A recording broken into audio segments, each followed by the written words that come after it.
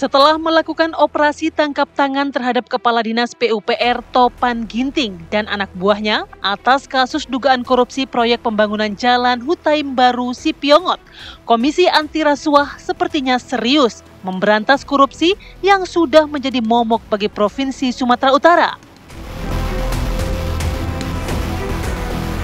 Selasa siang lalu, KPK kembali melakukan penggeledahan di kantor PUPR Sumatera Utara. Penggeledahan ini merupakan yang kedua kali terkait dengan kasus korupsi pembangunan jalan. Tak berhenti di situ, secara maraton KPK menggeledah rumah dinas mantan Kepala Dinas PUPR Sumatera Utara, Topan Obaja Putra Ginting, yang berlokasi di Jalan Busi Medan pada Selasa sore. 3 unit mobil yang membawa tim KPK langsung melakukan penggeledahan secara ketat dengan penjagaan aparat bersenjata lengkap.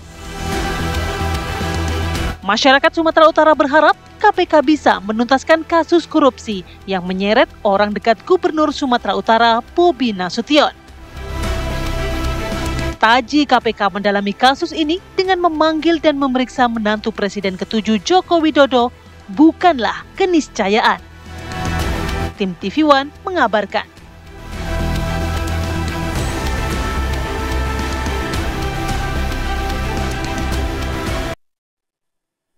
Pemirsa, KPK ini tengah mendalami dugaan korupsi dalam proyek pembangunan jalan di Sumatera Utara dengan nilai yang fantastis lebih dari 200 miliar rupiah. Ini juga menjadi sorotan dari masyarakat Indonesia karena dalam OTT ini juga diamankan Kepala Dinas PUPR Sumatera Utara yang diduga ini ring satunya. Bestinya dari Kepala Daerah Sumatera Utara, Gubernur Sumatera Utara, Bobi Nasution. Dan saat kemarin dimintai keterangan oleh awak media begitu ya, ditanyai ini kapan Bobi Nasution dipanggil oleh KPK. KPK langsung menjawab, KPK membuka peluang siapapun pihaknya yang diduga Niza mengetahui konstruksi perkara ini dibutuhkan informasi keterangan, maka penyidik akan melakukan pemanggilan termasuk mungkin ke Bobi Nasution. Nah, untuk lebih jelasnya kita langsung berbincang aja, ada narasumber yang sudah hadir di studio.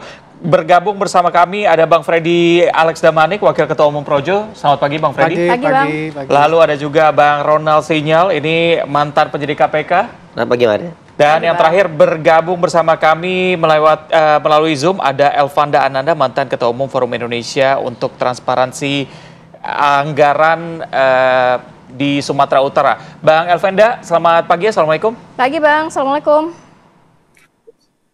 Iya, selamat pagi. Assalamualaikum. Baik Bang Elvanda, ini dari pengamatan Anda melihat apakah ada keterlibatan dari Gubernur Bobi ini dalam kasus, melihat memang kedekatan keduanya sudah terjalin lama begitu Bang? Iya, soal kedekatan itu bisa dilihat pertama dari struktur jabatan. Nah, beliau ini kan cukup panjang ya jabatan dan cukup cepat itu naiknya. Nah, artinya sebagai kepala dinas ini kan apalagi di dinas PUPR kan. Nah, ini kan salah satu OPD yang pagunya cukup besar gitu kan. Nah, jadi kalau kedekatan dia ini cukup panjang, mulai dari PPK di Kominfo, kemudian camat di Tuntungan, kemudian sebagai kepala bagian di Sekretariat Daerah, kemudian sebagai kepala dinas PU Medan, nah kemudian kepala dinas sumber daya air, kemudian PLT berbagai termasuk PLT Sekda, kemudian terakhir Kadis PUPR. Nah, ini sebuah jabatan yang sebenarnya tidak mudah ya, begitu cepat gitu kan. Tentunya ada sesuatu yang kedekatan sehingga beliau cepat naik gitu dalam posisi ini. Nah, kemudian banyak pekerjaan-pekerjaan yang kelihatannya diserahkan kepada beliau, termasuk pengawasan proyek-proyek yang ada di Kota Medan waktu sebelum dia jadi Kepala Dinas PUPR di provinsi. Nah, ini riwayat kedekatan yang kemudian bisa dibaca sebagai hubungan yang sangat dekat gitu. Nah, bahkan berbagai acara privat beliau juga nampak hadir bersama dengan wali kota.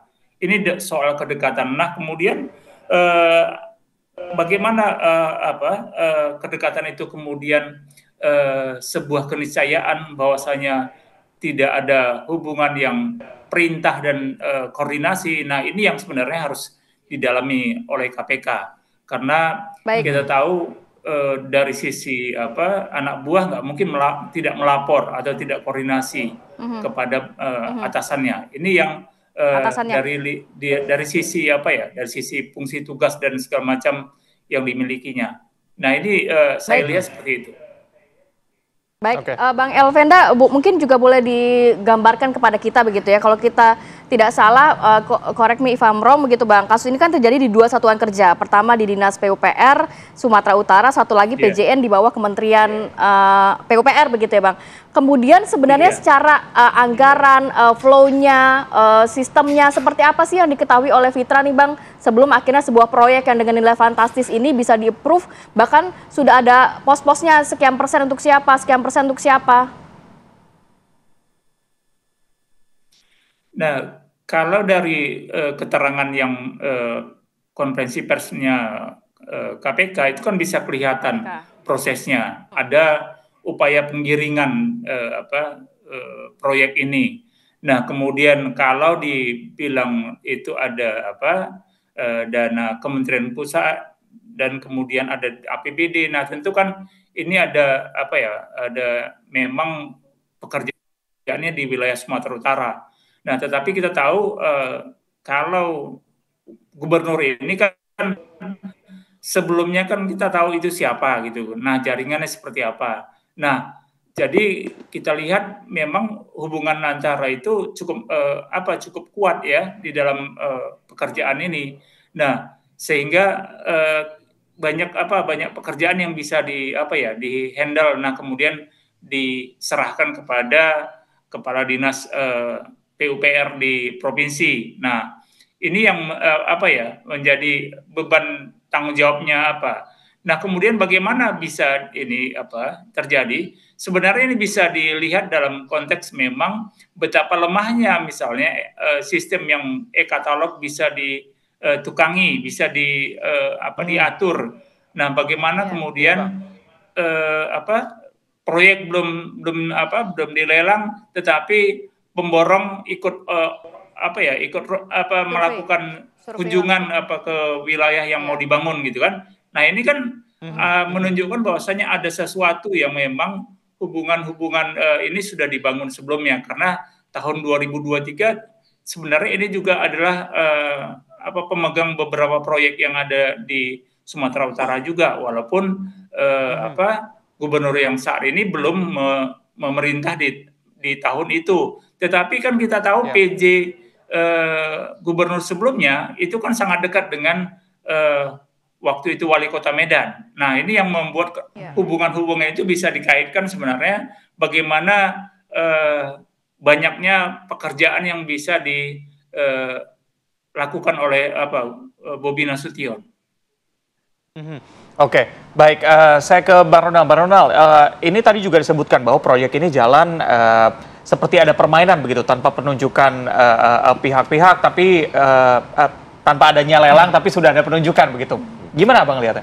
Ya, seperti yang kita tahu ya tadi yang sampaikan Bang Elvanda juga, bahwa ini proyek ini udah berjalan cukup lama ya. Dan kita tahu juga bahwa Kepala PUPR yang bersama Saudara Topan ini kan baru menjabat selama 4 bulan. Sangat luar biasa sekali ya. Baru 4 bulan berani melakukan proyek sehingga tidak adanya tender. Kemarin kan yang kita tahu tidak ada tender, sehingga adanya pengecekan langsung oleh pihak pemberi ya. Dan juga si Saudara Topan ini pun sudah ada berani meminta jatah sebesar 4%, sesuai dengan lamanya yang bersangkutan ya, baru menjabat 4 bulan, 4%, kebanyakan kalau semakin lama dia bisa lebih tinggi lagi ya. Ini intermezzo aja. Tapi kan kita lihat adanya keberanian dari pihak Saudara Topan untuk melakukan permintaan tersebut. Pasti ada yang mendukung di belakangnya, ada yang mendorong. Kita tidak tahu ya siapa yang backup yang bersangkutan Saudara Topan ini sehingga berani meminta jatah sebesar itu ya. Ya, itu bisa tugas KPK selanjutnya. Bang Ronald, jadi kalau boleh disimpulkan berarti ini kayaknya mustahil ya kepala daerah ini nggak mengetahui anggaran yang sebesar itu kemana dan untuk siapa begitu ya?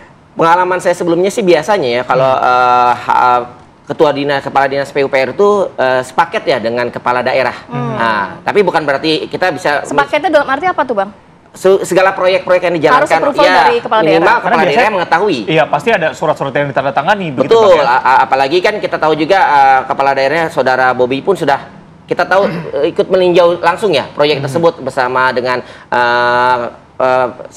pengusahanya ya. Waktu saya lihat itu kemarin juga ya minimal kepala daerah mengetahui proyek tersebut. Tapi kita dari segi formal sih yang Saudara Bobi udah tahu, namun kita lihat dari segi materi kita lihat lagi, mengkaji sendiri lagi apakah KPK bisa melihat dari barang-barang bukti yang sekarang sudah kemarin kan KPK sudah melakukan penyitaan ya. Apa yang didalami oleh KPK begitu pengalaman dari Anda melihat kepala daerah ini belum ada aliran dana ke situ, tapi mungkin kita juga belum ketahui apakah memang kepala daerah ini mengetahui atau juga menyetujui. Biasanya apa yang didalami KPK untuk membuktikan hal-hal tersebut? Proses biasanya setelah dilakukan suatu OTT, biasanya kan setelah ditetapkan tersangka, KPK akan melakukan istilahnya penyegelan atau juga melakukan penggeledahan. Yang baru dilakukan kemarin sore kalau tidak salah ya. KPK setelah berhasil menyita sekitar sebesar 2,8 miliar dan juga ada 2 unit senjata api ya. Nah, setelah proses tersebut, biasanya barang-barang bukti tersebut akan dianalisa oleh penyidik KPK dan akan dilihat lagi siapa saja yang akan terlibat atau memiliki keterlibatan dari barang bukti tersebut. Nanti biasanya barang bukti tersebut akan dibunyikan kepada seluruh saksi ataupun tersangka. Nah, biasanya sih proyek ini kan otomatis ada persetujuan dari kepala daerah. Seharusnya sebaiknya kepala daerah itu akan dipanggil oleh KPK juga untuk menanyakan apakah ada mengetahui proyek ini atau tidak itu. Nah, di situ kita bisa lihat apakah kita bisa gali lagi apakah ada peran serta dari kepala daerah atau tidak. Tapi kita lihat juga apakah kita harus melihat juga ada faktor tidak bersalah dari Saudara Bobi ya. Jadi praduga bersalah dari Saudara Bobi. Tidak bisa serta merta kita menjudge Saudara Bobi terlibat. Kita lihat. Bang, tapi keterlibatan tadi Abang juga bilang bahwa ini sepaket begitu antara kepala daerah dan juga PUPR. Kepala daerah mengetahui begitu. Ketika memang tidak ada bukti material di sana, apakah bisa dibilang ada keterlibatan juga? Karena memang dia akan menandatangani surat misalnya begitu, approval begitu, ada persetujuan dari kepala daerah. Nah, ini kuncinya perannya dari Saudara Topan. Saudara Topan ini apakah pada saat diperiksa dibunyikan seluruh BB-nya, apakah yang bersangkutan Saudara Topan bisa menjadi justice collaborator ya? Apakah dia bisa menyampaikan bahwa saya berani melakukan ini? Saya rasa tidak mungkin lah seorang pejabat yang baru menjabat sekitar selama 4 bulan berani mengambil keputusan, minta jatah sebesar 4% seperti kalau itu. Tidak ada backingan. Tidak ada backingan itu nggak mungkin. Nah, kita lihat perannya Saudara Topan ini ke depan seperti apa? Apakah dia bisa menyampaikan, apakah dia bisa terbuka, atau dia mencoba melindungi diri atau mengambil semua perannya sendiri ya, kita lihat ke depannya. Bang Ronald, sebelum saya ke Bang Freddy, sedikit dong berikan gambaran kalau misalnya nanti Topan mengatakan nggak ada nih aliran dana ke pihak lain, hanya terhenti di saya. Jadi lokalisirnya hanya di Topan saja. Bagaimana KPK membuktikannya? Kan kalau kita berkaca pada kasus Zumi Zola, saat itu kan memang juga tidak ada aliran dana kepada Zumi Zola, tapi bisa dijerat, Bang. Nah, itu gimana? Ya, kebetulan juga saya salah satu penyidik juga yang mendalami proses kasus Zumi Zola dan juga Bupati Cianjur ya, kalau nggak salah. Case-nya kurang lebih mirip. Adanya persetujuan dari gubernur, kepala daerah, bupatinya Cianjur juga. Dan di sana biarpun ya kedua belah pihak pasti akan menyangkal ya, saling membela, menjaga ya. Inilah perannya penyidik nih, PR penyidik, apakah ada bukti-bukti lain. Kita nggak hanya melihat berpacu pada satu keterangan tersangka, kan ada alat bukti yang lain ya. Ada bisa juga dari rekaman atau sadapan, apakah bisa dibunyikan juga, apakah ada bukti yang menyatakan ada perintah atau arahan dari kepala daerah atau backingan yang lainnya. Ya, tidak hanya satu faktor aja, masih banyak faktor-faktor lain yang bisa membuktikan apakah ada keterlibatan tokoh lain atau orang lain di balik dari si Saudara Topan itu sendiri. Gitu. Bang Freddy, ini kan kita sudah mengetahui adanya kedekatan secara personal antara Topan dan juga Bang Bobi begitu ya. Dari Projo sendiri melihatnya seperti apa, Bang? Ya, terima kasih. Sebelum saya bicara ke situ, saya ingin sampaikan sedikit ya. Saya konteksnya di sini memang Projo ya, memang Projo di Sumut itu relawannya Bobi, ya relawannya Bobi. Tetapi saya percaya kasus ini murni kasus hukum.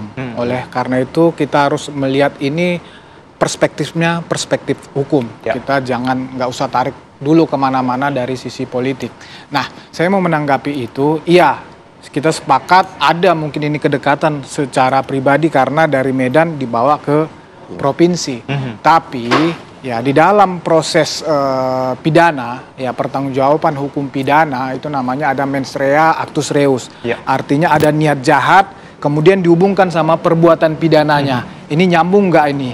Ya contoh lah yang sederhana, misalnya ada orang meminjamkan motor, kemudian motor ini dipakai untuk melakukan tindak pidana. Niatnya ini baik meminjamkan motor, tapi kan belum tentu untuk melakukan tindak pidana itu kan. Nah, jadi ini seperti kata Bang Ronald tadi, penyidik di sini beban pembuktiannya di penyidik.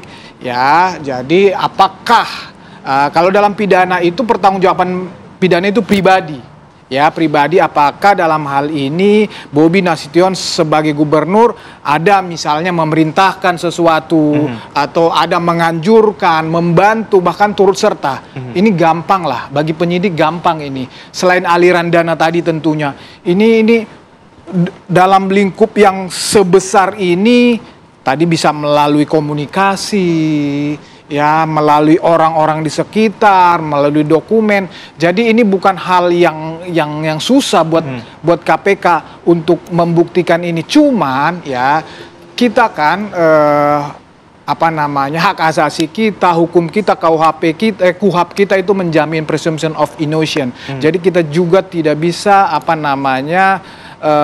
trial by press, trial by public opinion. Jadi kita juga harus memberikan pelajaran kepada publik ya bahwa silahkan KPK melakukan usaha semaksimal mungkin untuk membuktikan bahwa Bobi terlibat dalam perkara ini. Tapi Bobi juga mempunyai hak ya untuk misalnya pembelaan terhadap dirinya. Saya sepakat supaya ini lebih clear, Bobi itu harus diperiksa. Ya, Bobi harus diperiksa supaya clear bahwa memang kalau dari versi dia tidak terlibat, ya silahkan akan dibuktikan by proses, kan begitu. Kita tunggu saja sejauh mana KPK sudah mempunyai bukti, sudah mempunyai fakta-fakta terhadap kasus ini sehingga Bobi dipanggil, Bobi melakukan klarifikasi pembelaannya. Itu dari kami. Oke, baik. Nanti kita akan jeda terlebih dahulu, tapi kita akan dalami lagi jawaban dari Bang Freddy. Kita akan kembali usai jeda, tetap bersama kami di Apa Kabar Indonesia Pagi. Baik, kita lanjutkan lagi dialog kita pagi ini. Saya langsung ke Bang Elvenda. Bang Elvenda, sejauh ini Fitra melihatnya seperti apa? Apakah memang ada temuan-temuan kejanggalan dalam proyek yang ada di Sumatera Utara dan kemungkinan juga dalam selama kepemimpinan Bobi beberapa bulan ini begitu? Ya, jadi sebenarnya kalau dilihat dari apa yang di waktu konferensi pers itu kan memang sudah kelihatan ada berbagai proyek yang yang dijadikan bukti untuk proyek ini. Nah, jadi ini yang memang harus didalami. Tapi dalam berbagai macam riwayat perjalanan pemerintahan Bobi ini kan dari mulai Medan hingga sampai provinsi ini kan cukup panjang ya riwayatnya. Kita tahu kasus nikel. Nah, itu sudah diungkap oleh almarhum ini kan Faisal Basri. Nah, kemudian itu data sudah ada di KPK sebenarnya. Nah, kemudian kasus Blok Medan gitu kan. Nah, ini kan perjalanan yang tidak bisa hilang dari masyarakat Sumatera Utara, khususnya Medan. Nah, ini kan membuktikan bahwasanya hubungan dengan kasus ini, OTT ini, nah jejak rekam itu kan dihubung-hubungkan orang gitu kan. Nah, terus kemudian banyak proyek-proyek di Medan, kenapa kemudian Topan Ginting ini sangat berani, kan ini karena latar belakang yang memang sebagai menantu punya kekuatan, sehingga dalam aksi geledah kemarin itu ditemukan sampai ada senjata ya, nah dengan uang juga. Nah, ini kan membuktikan keberanian Topan Ginting luar biasa, mungkin karena di belakangnya orang yang cukup kuat gitu. Nah, kita berharap memang KPK dengan berakhirnya masa jabatan presiden sebelumnya sebagai menantu tentu diharapkan keberanian KPK itu semakin muncul gitu. Jangan kemudian melempem di bawah institusi hukum lainnya gitu. Nah, ini yang harapan masyarakat Sumut ya, bisa dilihat dengan banyaknya karangan bunga dan segala macam yang bersyukur atas operasi tangkap tangan ini. Ini yang sebenarnya menjadi sebenarnya dukungan terhadap KPK untuk bisa membuktikan bahwasanya KPK itu tidak diintervensi oleh kekuasaan untuk menegakkan hukum. Saya pikir dalam kasus ini bisa dilihat secara lebih luas, karena bukan ini saja yang dikerjakan oleh Topan Ginting, tetapi sejak di Medan sudah banyak mengerjakan pekerjaan-pekerjaan yang cukup besar gitu. Nah, mulai rehabilitasi Lapang Merdeka, kemudian Kebun Bunga, Islamic Center, kemudian itu kan cukup banyak pekerjaan-pekerjaan besar yang dikerjakan waktu di Medan yang juga melibatkan Topan Ginting. Nah, kalaulah perilakunya di provinsi begitu, nah kurang lebih juga itu terjadi di Medan, itu yang harusnya ditelusuri oleh KPK.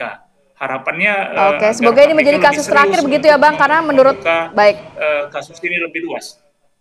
Baik, Bang Elvanda, semoga harapan kita seperti harapan masyarakat Sumatera Utara juga mengirimkan karangan bunga ini menjadi kasus terakhir, karena cukup banyak 17 kasus kabarnya sejak November 2022 korupsi kepala daerah di Sumatera Utara yang sudah tercatat begitu oleh masyarakat. Saya mau ke Bang Ronald. Bang Ronald, kalau kita melihat kasus-kasus korupsi lain, ini cukup banyak kasus korupsi yang dijalankan oleh loyalis begitu ya. Tadi kan kita juga sudah melihat sebelum memang ini dikuak oleh KPK, sudah ada survei langsung ke lapangan, nampaknya juga sudah ada kong kali kong. Nah, ini harus seperti apa sebenarnya Bang untuk menguak kasus ini?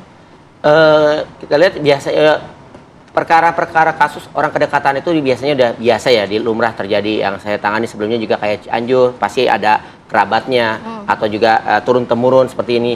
Dan kita tahu juga sejarahnya saudara Topan ini pun karirnya cukup mentereng ya, cemerlang ya, dari awalnya dulu sebagai camat. Kemudian pada saat lagi pilkada saudara Topan ini menjadi sekda ya, sekda sementara PLT sekda kan. Kemudian pada saat saudara Bobi naik menjadi gubernur, dibawa tuh dari kota kan menjadi dinas PUPR. Yang bisa kita lihat dari situ juga pasti adanya kedekatan itu menjadi faktor keberanian juga bisa dari yang bersangkutan. Jadi bagaimana kedepannya si KPK ini bisa membuktikan, apakah mencari tahu lebih dalam terkait apakah emang adanya keterlibatan dari pihak lain. Yang kita tahu sekarang publik menerka-nerka apakah ada keterlibatan dari saudara Bobi atau tidak. Nah, di samping itu juga menurut saya akan lebih baik dari kedua belah pihak itu harus kooperatif ya. Dari sisi saudara Bobi sendiri, ya beliau sudah menyatakan siap untuk dipanggil KPK. Itu menurut saya hal yang positif ya. Dengan kita tahu lah di Sumut itu sudah banyak sekali kasus korupsi yang terjadi oleh kepala daerahnya, apalagi 17 kasus sampai dari November 2022 ya. Kita tahu kepercayaan publik di Sumatera Utara ini sudah sangat jatuh ya. Bahkan kasarnya gitu. Saudara Bobi ini menjadi salah satu bulan-bulanan lah dari publik sana ya, dan netizen sana ya.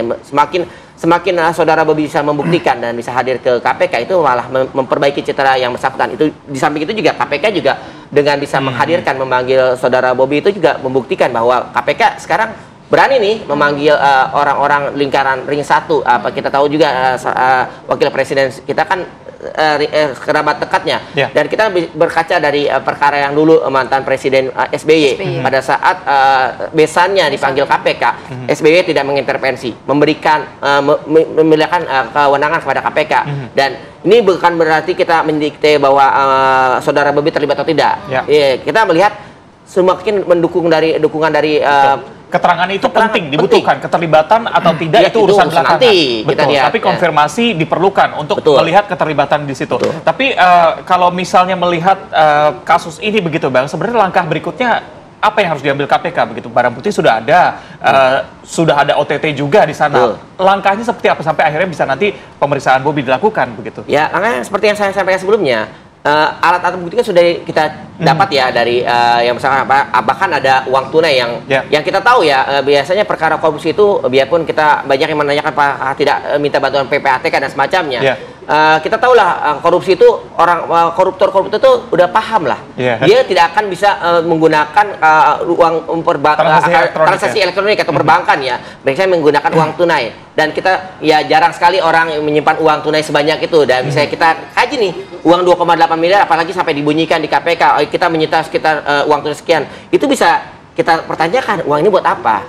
Biasa apakah ada yang kita tahu kan saudara Topan ini meminta sekitar 4%, yang kita lihat adalah 8 miliar. Kemarin pada saat OTT baru sekitar 200-300 juta ya. Bila dibulatkan dengan 2,8 ini bisa 3 miliar itu bisa. Jadi itu baru DP dulu kan. Ya, tapi itu hanya asumsi ya mungkin sama saat ini. Tapi kita bagaimana tugas KPK penyidik ini bisa membuktikan apa yang kemarin dia dapatkan di lapangan, itu apakah ada keterlibatan langsung dari pihak saudara Topan ataupun orang-orang di belakangnya. Kita tahu apakah saudara Bobi juga bisa membuktikan yang bersangkutan bersalah atau tidak.